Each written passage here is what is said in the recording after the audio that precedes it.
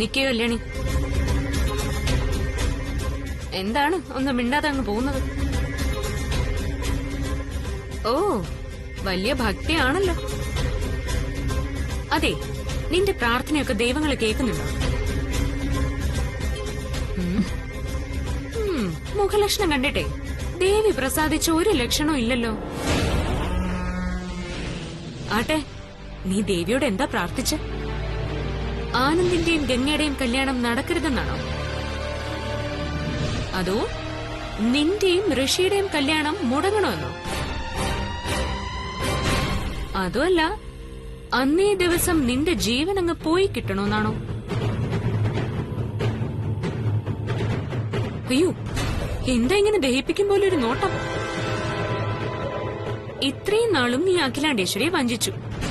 എന്നാ ഇനി വഞ്ചിക്കാൻ നിനക്ക് സാധ്യമല്ല. അതുതന്നെയാ എനിക്ക് നിന്നോട് പറയാനുള്ളത്.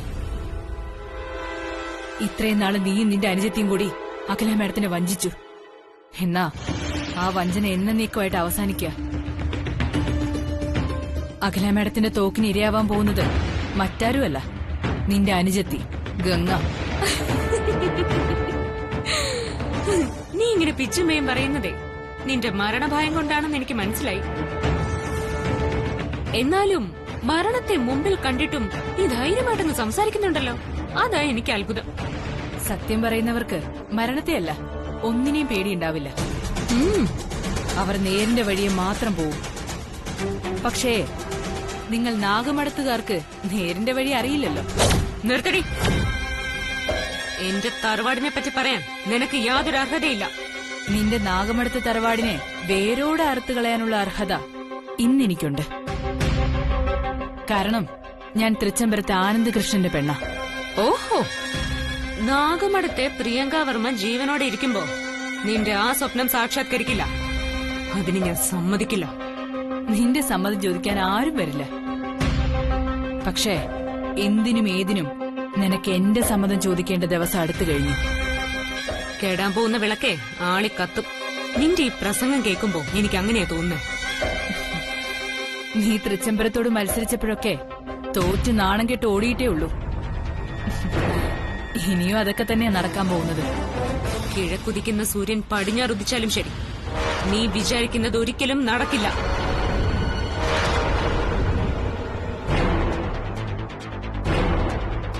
എന്തുകൊണ്ട് ഞാനിത് പറയുന്നുവെന്നായിരിക്കും നീ ഓർക്കുന്നത്. ആനന്ദും നീയുമായിട്ടുള്ള രഹസ്യ ബന്ധത്തിന്റെ കാര്യം അഖിലയോട് തുറന്നു പറഞ്ഞ അഖില നിന്നെ കത്തിച്ചു കളയും. ഇനി ആനന്ദ് പറഞ്ഞില്ലെങ്കിൽ മരിക്കാതെ രക്ഷപ്പെട്ട് നിനക്ക് ഋഷിയുടെ ഭാര്യയാവാം. അതിനും നീ തയ്യാറല്ലെങ്കിൽ ആനന്ദും ഗംഗയും തമ്മിലുള്ള കല്യാണം നടക്കുന്നത് കണ്ട് ഹൃദയം പൊട്ടി ആത്മഹത്യ ചെയ്യാം.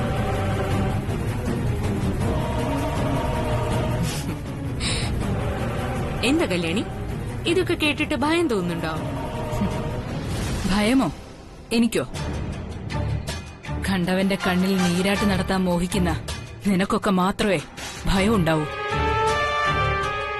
അന്യന്റെ സങ്കടങ്ങളിൽ അലിയുന്നവർക്കും നന്മ ചെയ്യുന്നവർക്കും ഒരു കാലത്തും ഭയം ഉണ്ടാവില്ല. നീ ചെയ്യുന്ന ഓരോ ദ്രോഹങ്ങൾക്കും ഈ ഭൂമിയിൽ വെച്ച് തന്നെ ദൈവം നിന്നെ കൊണ്ട് കണക്ക് പറയിപ്പിക്കും. ദൈവത്തിന്റെ ആ വിചാരണയിൽ നിന്ന് ഒഴിവാവണമെങ്കിൽ ഇനിയുള്ള കാലമെങ്കിലും എന്തെങ്കിലും പുണ്യം ചെയ്ത് ജീവിക്കാൻ നോക്ക്. ഇല്ലെങ്കിൽ നിന്റെ അവസാനം ഏതെങ്കിലും ഒരു പെരുവഴിയിൽ അവസാനിക്കും. പട്ടിയും പരന്ത് കടിച്ചു കയറി കുത്തിപ്പറിക്കുന്ന നിലയിൽ വികൃതമായി കിടക്കും.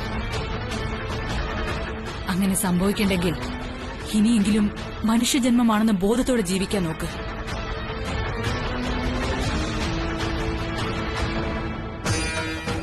ഞാൻ പറഞ്ഞത് ഉപദേശമല്ല, സത്യമാണ്.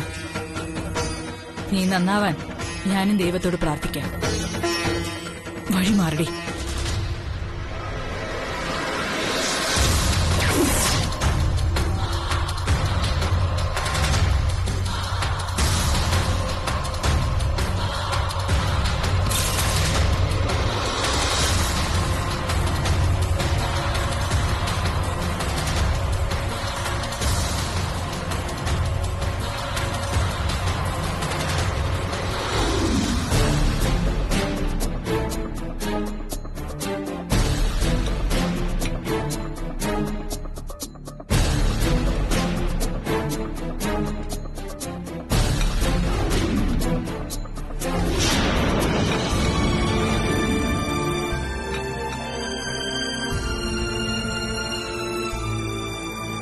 ആഹാ,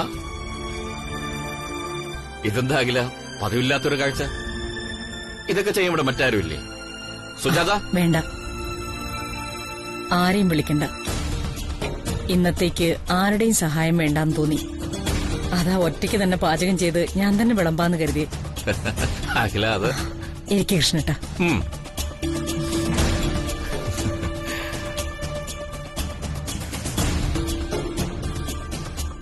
ഞാൻ ഭക്ഷണം ഉണ്ടാക്കി തന്നിട്ട് ഒത്തിരി നാളായില്ലേ കൃഷ്ണേട്ടാ? കഴിക്കൂ, ഇതെല്ലാം ഞാൻ തന്നെ പാചകം ചെയ്തേ. എന്താ അഖില തന്നെ ഇതൊക്കെ ഉണ്ടാക്കിയത്? എന്തോ കാര്യമുണ്ടല്ലോ.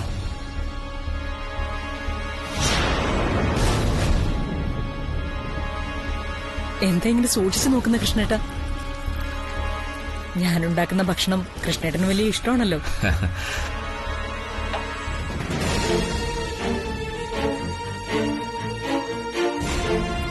ഗംഗ, വായിരിക്കും.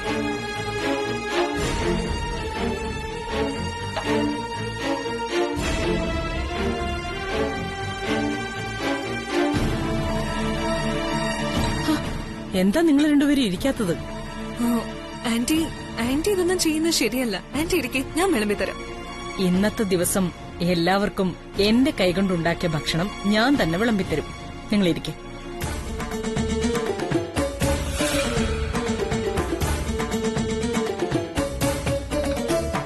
എന്താ ഇത്? അഖില എന്തോ സെന്റിമെന്റ്സ് വർക്കൗട്ട് ചെയ്യാനുള്ള പ്ലാൻ ആണല്ലോ. എന്തിനാ നോക്കി നിൽക്കുന്നേ? ഇരുന്ന് കഴിക്ക്.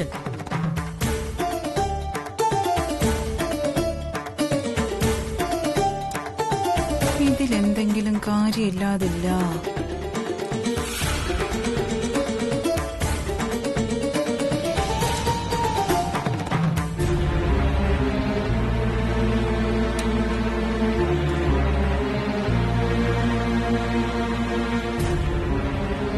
ആ, ഇരിക്കും.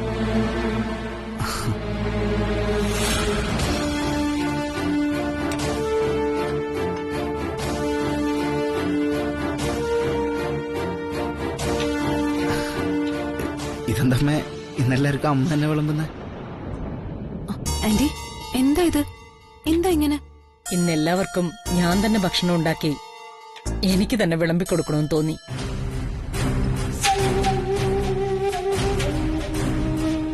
ആ, വേണ്ട, ഞാൻ വിളമ്പാം.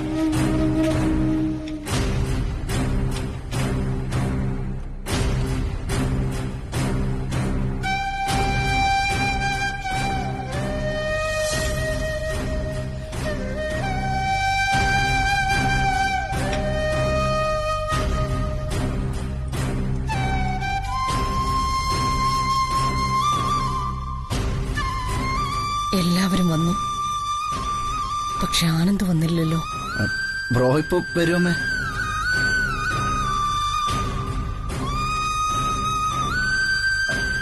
ഇതെന്താ എല്ലാരും ആലോചിച്ചിരിക്കുന്ന? കഴിക്കി. ഇന്നെന്താ ചേച്ചി ഭക്ഷണം ഉണ്ടാക്കി ഞങ്ങൾക്ക് വിളമ്പി തരുന്നേ? ആനന്ദിന്റെ പിറന്നാൾ ആയതുകൊണ്ടാണോ? അതും ഒരു കാരണം. മറ്റൊരു കാരണം കൂടിയുണ്ട്. ആ കാരണം മറ്റൊന്നുമല്ല. അമ്മ എന്താ പതിവില്ലാതെ എല്ലാവർക്കും ഭക്ഷണം വിളമ്പുന്ന? ഇത് ഞാൻ എന്റെ കൈകൊണ്ട് വിളമ്പിത്തരുന്ന അവസാനത്തെ അത്താഴമാണെങ്കിലും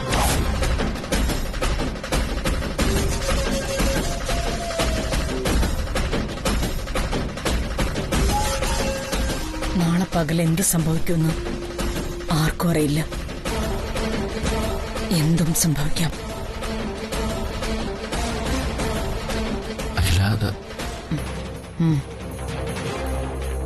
നിങ്ങളെല്ലാവരോടും എനിക്കല്പം സംസാരിക്കണമെന്നുണ്ട്. എന്നെ ഒന്ന് സംസാരിക്കാൻ അനുവദിക്കണം.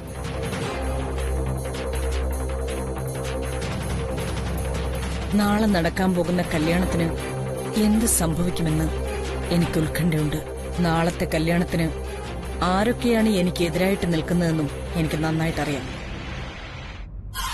കല്യാണം എന്റെ പ്രതീക്ഷകൾ പോലെ നടക്കാതെ വന്നാൽ പിന്നെ ഈ തൃച്ചംബരത്തെ അഖിലാണ്ടേശ്വരിയില്ല.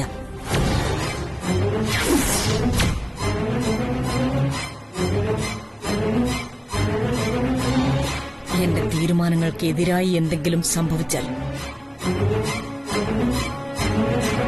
നിങ്ങൾ ആരും പ്രതീക്ഷിക്കാത്ത ഒരു കാര്യം എനിക്ക് ചെയ്യേണ്ടി വരും.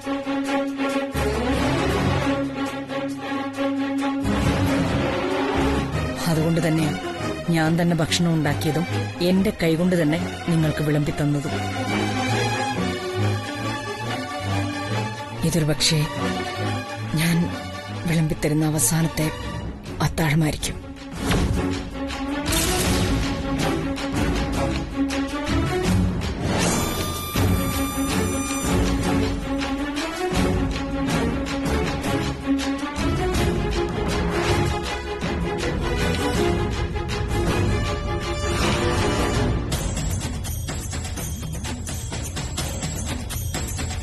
കഴിക്കേ, ഞാനൊന്ന് പുറത്തു പോകും. എന്നെ കണ്ടില്ല എന്ന് പറഞ്ഞ് ആരും അന്വേഷിച്ചിറങ്ങണ്ട.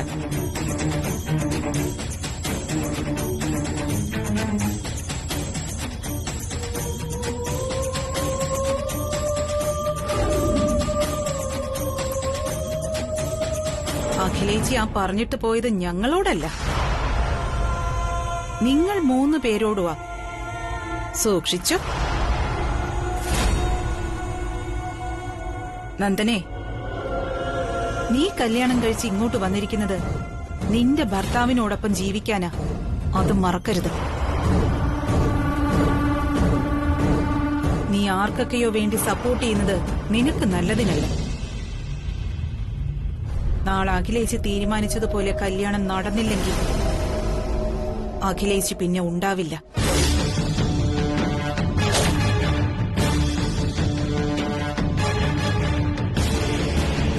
അതെല്ലാവരും ഓർക്കുന്നത് നല്ലത്. ഭാഗ്യങ്ങ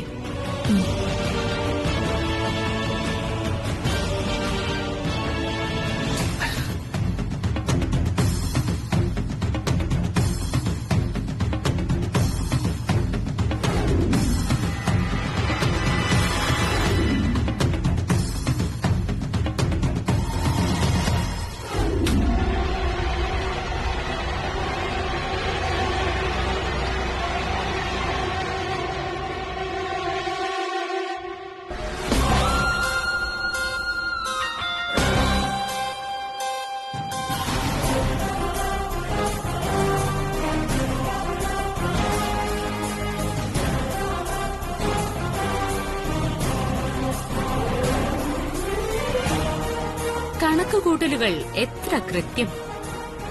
ഞാൻ ഊഹിച്ചു ആന്റി ഇവിടെ ഉണ്ടാവുന്നു. സൂക്ഷം, ദേ ഇവിടെ തന്നെ. തിരുവായ്ക്ക് എതിർവായി ഇല്ലാത്ത തൃച്ചംബരത്തെ മഹാറാണി ആളും ആരവും ഇല്ലാതെ എന്താണ് ഇവിടെ ഈ വിജനമായ മരച്ചുവട്ടിൽ? ഓ, മറന്നു, നാളെ പ്രിയപുത്രന്റെ കല്യാണമല്ലേ. നാളെ നേരിടാൻ പോകുന്ന പ്രശ്നങ്ങൾ എങ്ങനെ പരിഹരിക്കാമെന്ന് ഒറ്റയ്ക്ക് വന്നു നിന്ന് ആലോചിച്ചു കൂട്ടുക. എന്താ, ശരിയല്ല ആന്റി ഞാൻ പറഞ്ഞേ? നീ എന്താ ഇവിടെ, അതും ഈ പാതിരാ നേരത്ത്? ഓ, അതോ, പറയാം. അത് വേറൊന്നുമില്ല ആന്റി.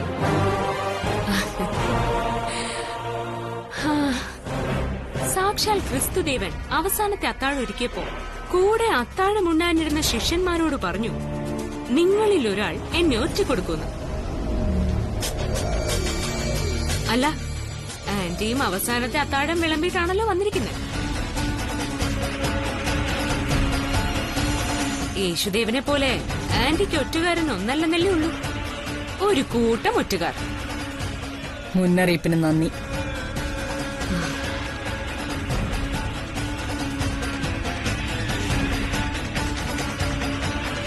മുന്നറിയിപ്പ് തന്നില്ല ആന്റി, അത് തരാൻ പോകുന്നതേ ഉള്ളൂ. ഒരു മുന്നറിയിപ്പ് ഞാൻ നേരത്തെ തന്നിരുന്നു. അത് സത്യമായിരുന്നുവെന്ന് ഈ ഏകാന്തതയിൽ, ഈ വിജനതയിൽ ഒറ്റയ്ക്ക് വന്നു നിൽക്കുന്ന ആന്റിയെ കണ്ടപ്പോഴേ എനിക്ക് മനസ്സിലായി. ഇനി മണിക്കൂറുകൾ മാത്രമേ ഉള്ളൂ പ്രിയപ്പെട്ട പുത്രന്റെ പിറന്നാളിന്. ആദർശവാനായ മകന്റെ പിറന്നാളിന് പെറ്റ മനസ്സ് നിറയും. പിറന്നാൾ ദിവസം കല്യാണം കൂടി ആയാലോ, ആ സന്തോഷത്തിന് അതിരുകൾ ഉണ്ടാവില്ല. അങ്ങനെ ഒരു ദിവസം വരാൻ പോകുന്നു തൃച്ചംബരത്ത് അഖിലാണ്ടേശ്വരിക്ക്. പക്ഷേ നാളെ ഈ അഖിലാണ്ടേശ്വരിയുടെ കണ്ണിൽ സന്തോഷ കണ്ണീരല്ല നിറയാൻ പോകുന്നത്, മറിച്ച് രക്തക്കണ്ണീര്. ആ ഒരു മുന്നറിയിപ്പ് കൂടി തരാനാ ഞാൻ ഇപ്പൊ വന്നത്.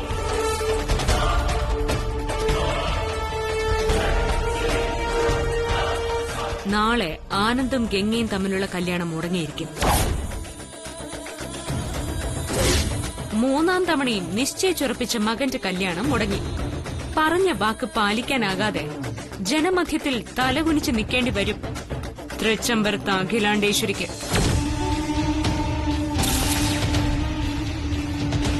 ഇത് മുന്നറിയിപ്പല്ല, ഉറക്കത്തിൽ നീ കണ്ട വെറും ഒരു പേക്കിനാവ്. അർദ്ധരാത്രിയിൽ വെറും വാക്കുകൾ പറയാതെ വന്ന വഴി തിരിച്ചു പോവാൻ നോക്ക്. ഇല്ലെങ്കിൽ രക്തം കുടിക്കാൻ അലഞ്ഞു തിരിയുന്ന ദുരാത്മാക്കൾ നിന്നെ തേടി വരും.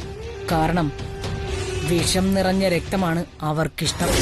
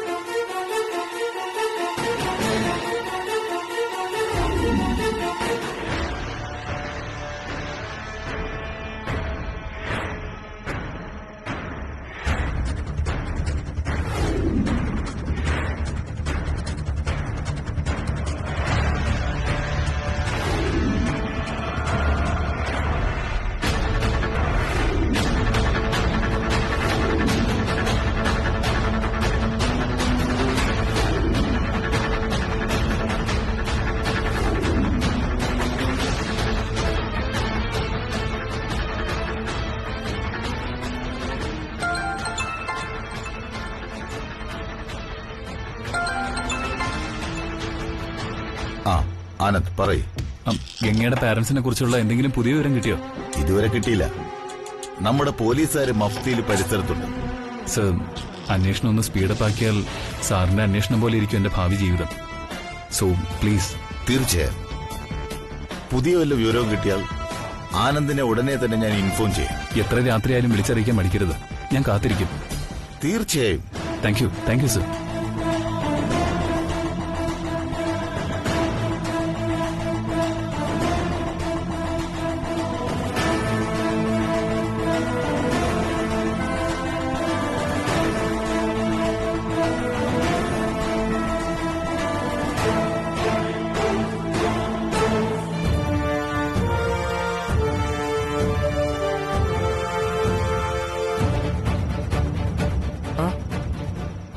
അനിയൻകുട്ട, എന്താ അനിയൻകുട്ട?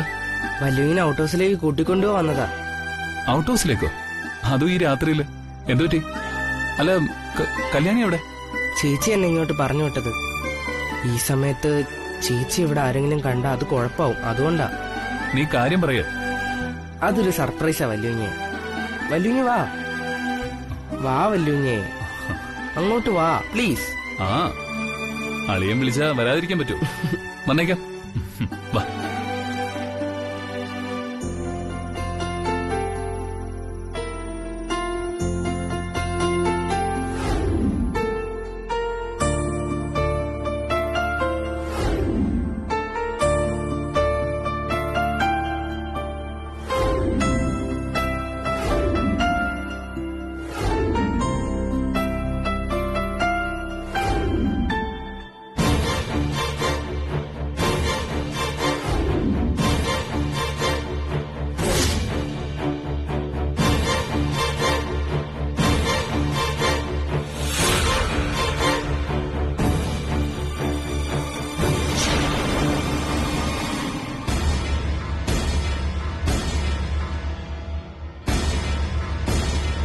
സമയമാവൂ അരവിന്ദ്, നീ പോയി ആനന്ദിനെ കൂട്ടിക്കൊണ്ടുവാ. ആ, ഞാൻ മുറി പോയിട്ട് വിളിച്ചിട്ട് വരാം. നിക്ക്.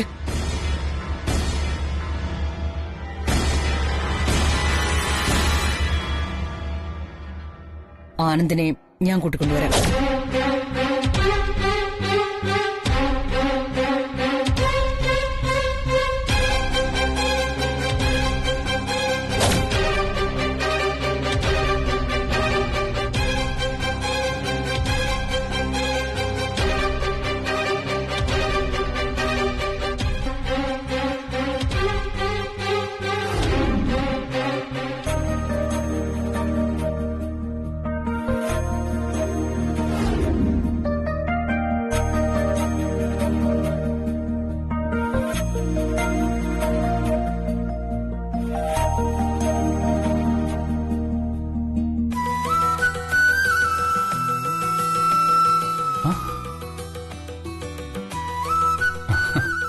ഇത് എന്താ കല്യാണി ഇതെല്ലാം? വലിയ കുഞ്ഞിന്റെ പിറന്നാൾ ആഘോഷിക്കണമെന്ന് അനിയൻകുട്ടന്റെ ആഗ്രഹമായിരുന്നു. ഓ, അവനാട്ടോ കേക്കൊക്കെ ഓർഡർ ചെയ്തത്. അല്ല ദാസേട്ടനില്ലേ ഇവിടെ? ഭാഗ്യത്തിന് കല്യാണം പ്രമാണിച്ച് ഏതോ VIP എയർപോർട്ടിൽ വരുന്നുണ്ട്. അവരെ പിക്കപ്പ് ചെയ്ത് ഗസ്റ്റ് ഹൗസിലാക്കാൻ മേഡം അച്ഛനെ ഏർപ്പാടാക്കിയിരിക്കണേ. അത് നന്നായി.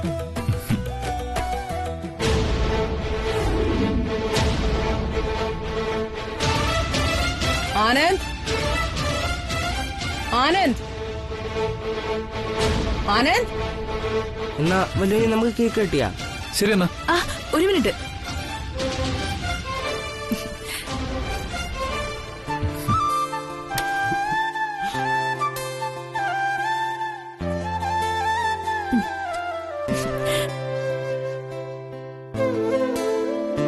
ദാ.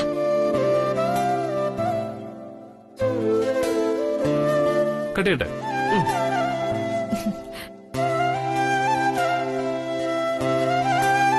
Happy birthday to you, happy birthday to you, happy birthday dear വലുഞ്ഞ്, ഹാപ്പി ബർത്ത്ഡേ ടു യു,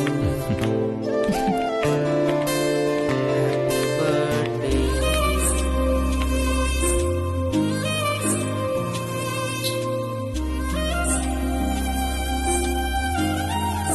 ആ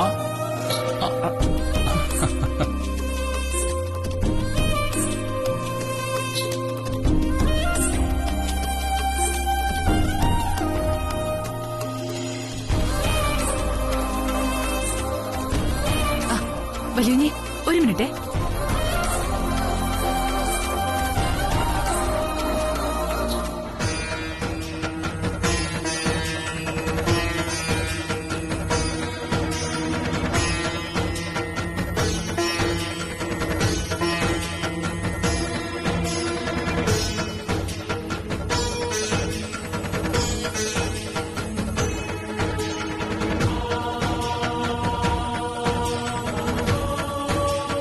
അമ്മ ഒറ്റയ്ക്കാണോ വരുന്നത്?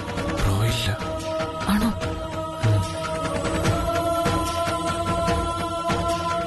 അഖില ടെൻഷനിലാണല്ലോ. കേക്ക് മുറിക്കാൻ ആനന്ദ് വരുന്നില്ലെന്ന് പറഞ്ഞു കാണും. എന്താ ചേച്ചി, ആനന്ദിനെ വിളിക്കാൻ പോയിട്ട് അവൻ വന്നില്ലേ? എന്താ ചേച്ചി ഒന്നും പറയാത്തെ? ആനന്ദ് റൂമിലില്ല. ഏ? അവൻ റൂമിലില്ലെന്നോ? ആനന്ദ് കല്യാണിയെ കാണാൻ പറ്റും. ഇനിയിപ്പോ എന്താ ചെയ്യാ? ബ്രോ കല്യാണിയോടൊപ്പം ചേർന്ന് ബർത്ത്ഡേ സെലിബ്രേറ്റ് ചെയ്യാൻ പോയി കാണും. എനിക്കും അങ്ങനെ തന്നെ തോന്നുന്നത്.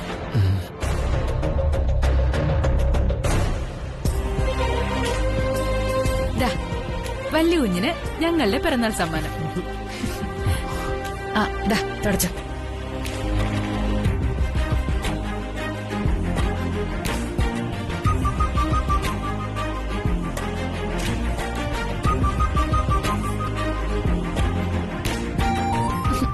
തുറന്നു നോക്ക്.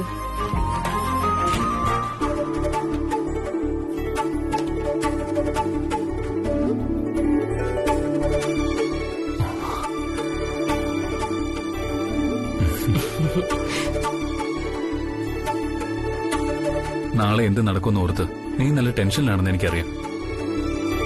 എങ്കിലും എന്റെ പിറന്നാളിന് ഇങ്ങനൊരു സമ്മാനം തന്നതിന് ഒരുപാട് സന്തോഷം. എന്റെ പിറന്നാളുകളിൽ എനിക്ക് കിട്ടിയിട്ടുള്ളതിൽ വെച്ച് ഏറ്റവും വിലപിടിപ്പുള്ള സമ്മാനം.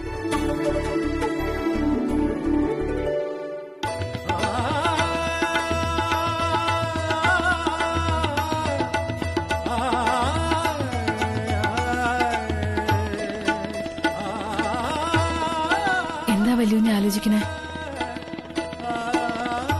ഈ പിറന്നാളിന് മുമ്പെങ്കിലും ഗംഗയ്ക്കെതിരായ എല്ലാ ഡോക്യുമെന്റ്സും കിട്ടുമെന്ന് കരുതിയതാ. പിറന്നാൾ ആഘോഷിച്ചു. പക്ഷേ ഗംഗയ്ക്കെതിരായ തെളിവുകൾ എപ്പോ കിട്ടുമെന്ന് ഒരു പിടിയില്ല. അതുകൊണ്ട് രാവിലെ കല്യാണ മണ്ഡപം വരെ കൊണ്ടുപോകാതെ ഞാൻ നമ്മുടെ കാര്യം ഇപ്പൊ തന്നെ അമ്മയോട് പറയാൻ പോവാ.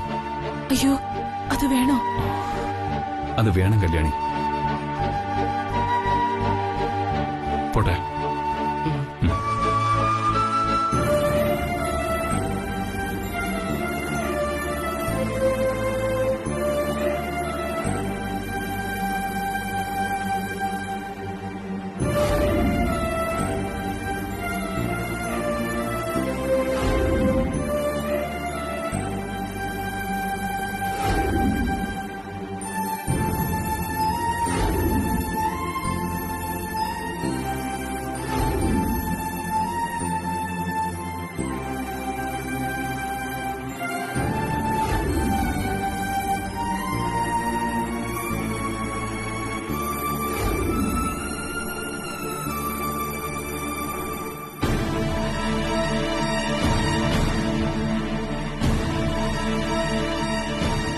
ചേച്ചി, ഈ ആനന്ദ് ഇപ്പൊ എവിടെ പോയിരിക്കുക?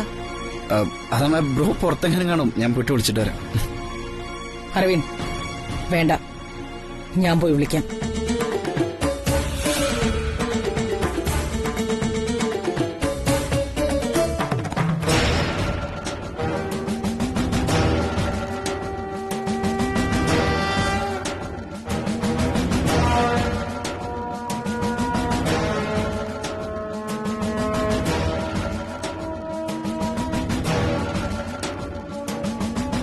ഈ നേരത്ത് നീ എവിടെ പോയിരുന്നു ആനന്ദ്? ഞാൻ പുറത്തുനിന്ന് ഫോൺ ചെയ്യായിരുന്നു അമ്മേ. അപ്പോഴേക്കും അനിയും കൂടെ വന്നു. പിറന്നാൾ ആശംസകൾ നേരാൻ അവൻ എന്നെ ഔട്ട് ഹൗസിലേക്ക് വിളിച്ചു. അവിടെ ചെന്ന് കേക്കൊക്കെ മുറിച്ച് എന്റെ പിറന്നാൾ ആഘോഷിച്ചു.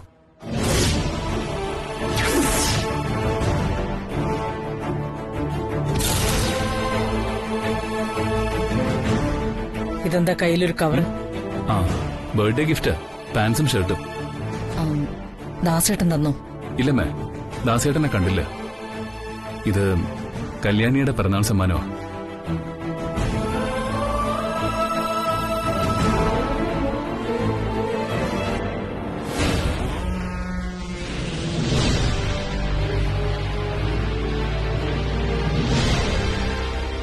ആനന്ദ് എന്തോ തീരുമാനിച്ചുറപ്പിച്ചാ നിൽക്കുന്നേ. അവൻ കല്യാണിയുടെ വിഷയം എന്നോട് തുറന്നു പറയാനുള്ള തീരുമാനത്തില. അത് കേൾക്കാനുള്ള അവസരം കൊടുക്കരുത്. നിന്റെ പിറന്നാൾ ആഘോഷിക്കാൻ ഞങ്ങൾ എല്ലാവരും കേക്കും വെച്ച് കാത്തു നിൽക്കുന്നു. അപ്പൊ നീ ഔട്ട് ഹൗസിലും. എനിവേ കം, നമുക്ക് കേക്ക് മുറിക്കാൻ വരൂ.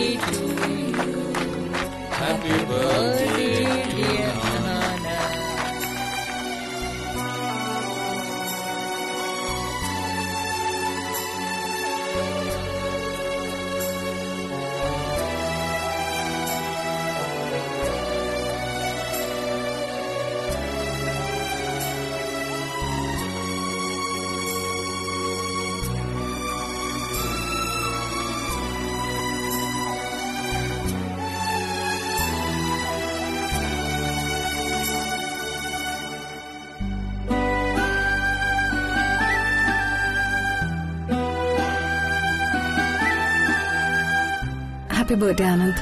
Thank you. Happy birthday bro. Thank you. ആനന്ദേ, ഏളയമ്മയ്ക്കും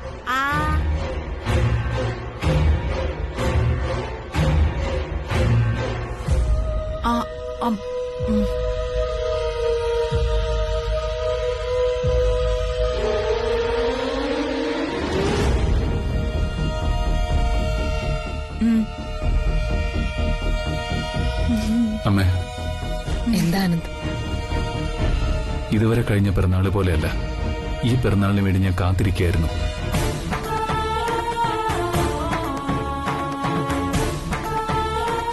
എനിക്ക് അമ്മയോട് ഒരു കാര്യം പറയാനുണ്ടായിരുന്നു. ആനന്ദ്, ഇപ്പൊ തന്നെ സമയം 12:12:30 അതുകൊണ്ട് നീ പോയി റെസ്റ്റ് എടുക്ക. ഇനിയെല്ലാം കല്യാണം കഴിഞ്ഞിട്ട് പറയാം. അത് പോരമ്മേ, ഇത് വളരെ പ്രധാനപ്പെട്ട കാര്യമാണ്. ഇപ്പൊ തന്നെ വൈകിപ്പോയി, ഇനി വൈകാൻ പാടില്ല. ആനന്ദ്, നീ പറയുന്ന ഒന്നും കേൾക്കാനുള്ള മാനസികാവസ്ഥ ഇപ്പൊ എനിക്കില്ല. ഞാൻ വളരെ ക്ഷീണിതയാ. എന്റെ മനസ്സിലിപ്പോ നാളെ നടക്കാൻ പോകുന്ന കല്യാണം മാത്രമേ ഉള്ളൂ. അമ്മേ, കല്യാണത്തെക്കുറിച്ച് തന്നെ എനിക്കും പറയാനുള്ളത്.